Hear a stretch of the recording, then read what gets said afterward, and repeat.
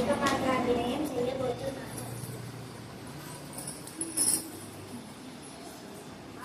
ఏమిటి?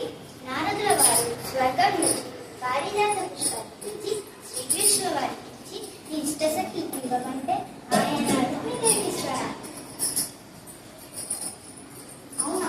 ఎంతటి కపన నాటక స్ఫుటాదారి ఆ మురారి నీకన్నా నా పిల్లలు నిన్న కాదు అని మాయమాటలు చెప్పి నాతో అచ్చిక పుచ్చికరాయి మాయమాటలతో నన్ను వంచాడు ఆ శ్రీకృష్ణుడు. ఏమి ఎంత నయవంచన! నన్ను నన్ను అపహాస్యం చేస్తాడా ఆ గోపాలుడు?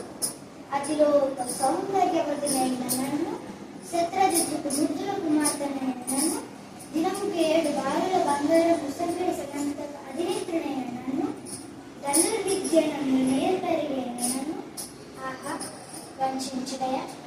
ఎంతటి నయవంచం! ఇంతటి అవమానం తర్వాత జీవించడం కన్నా మరణించడమే లేదు. ఏమిటి? నారదు శ్రీకృష్ణుల వారు వచ్చుకున్నారు. రాను ఈ రోజే తెలుసుకుంటాను తన ఇష్టసఖి ఎవరు. ఆ రుక్మిణియో